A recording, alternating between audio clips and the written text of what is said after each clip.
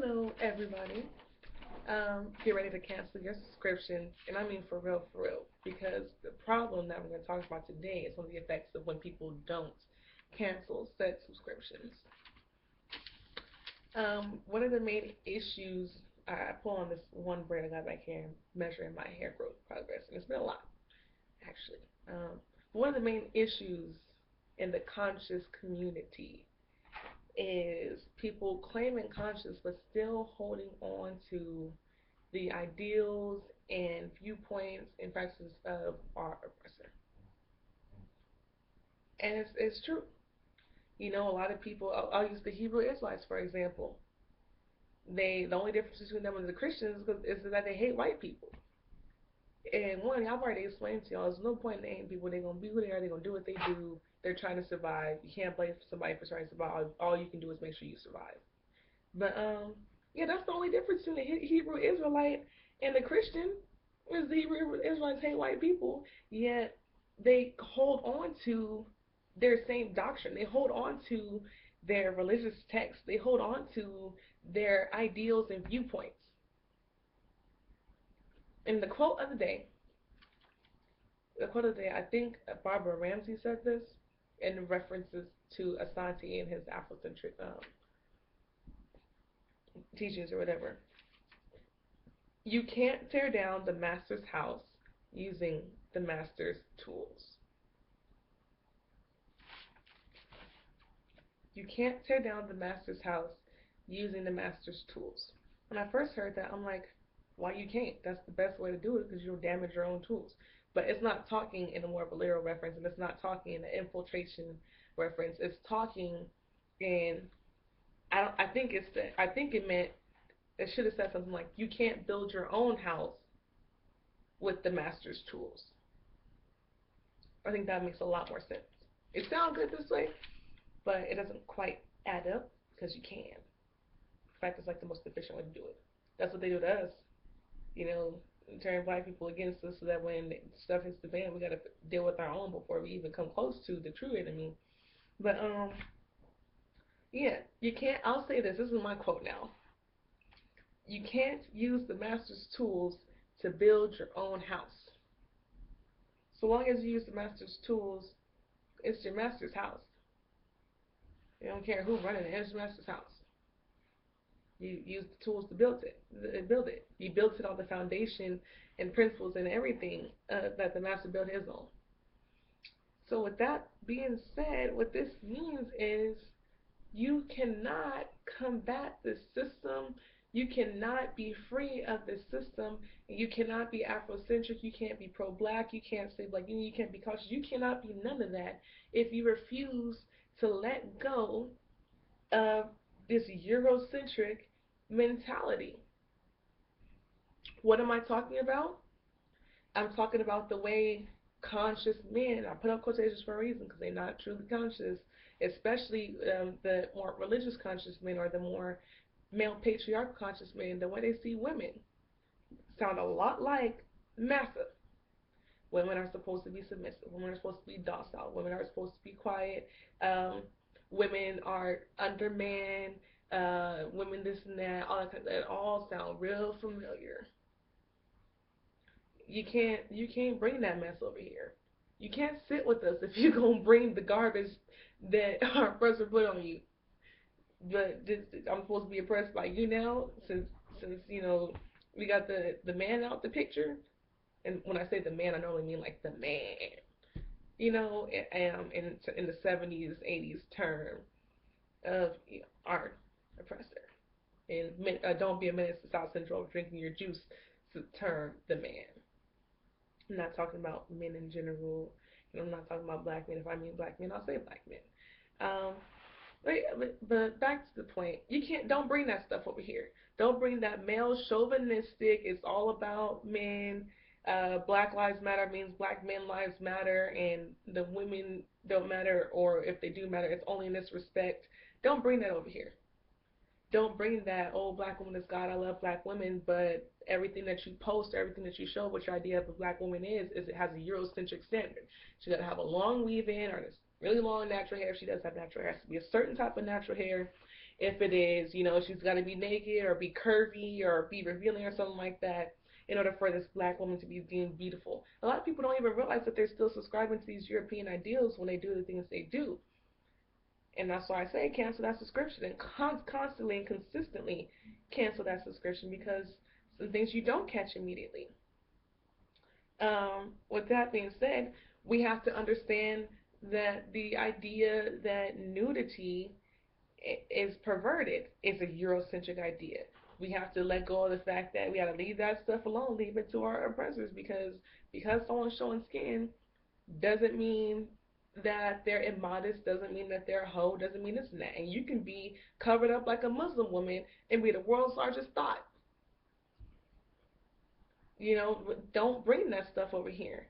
I know a lot of people don't want to hear this, but as the original human, as nothing being new under the sun, as the originators of everything, we got to understand that there is a huge possibility, and I don't even want to say possibility because I think it was a thing, that there was homosexuality in pre-colonial African history.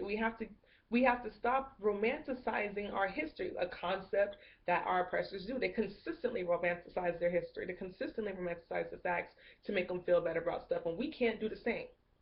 If we are truly going to be African or Afrocentric, we are going to be truth-centered, which means we got to accept the good, bad, and the ugly because it is truth. The truth not going to change just because you don't like it. We are the originators of everything.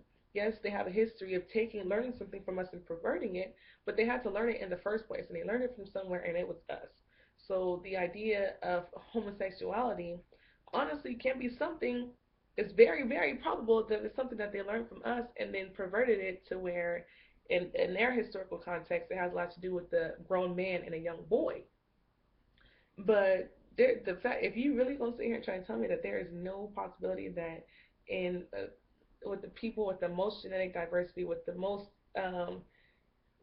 vast historical and civilization and everything, with the most complex and diverse everything, you gonna tell me that there is no chance in hell that we possibly had homosexuals?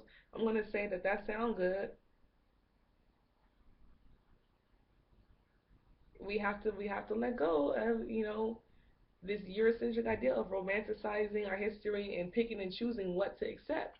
We got to accept it all. It's got to be holistic. I read a quote about how Afrocentric and Black centered is a holistic and contextual thing.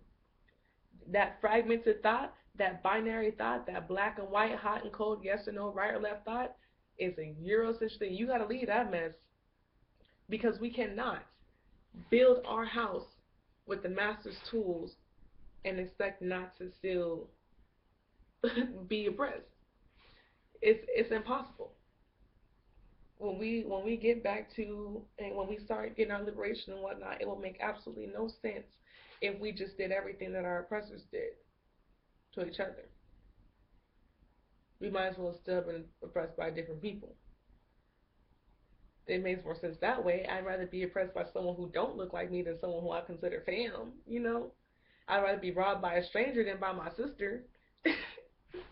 Think about these things, guys. Think about these things. But with that being said, this one's a more rather quick. I think I'm gonna keep it within the 10-minute mark. But we have to truly, if we ever truly want to obtain higher consciousness, our God selves, or grow as a people and truly get liberation, we have to completely detach ourselves.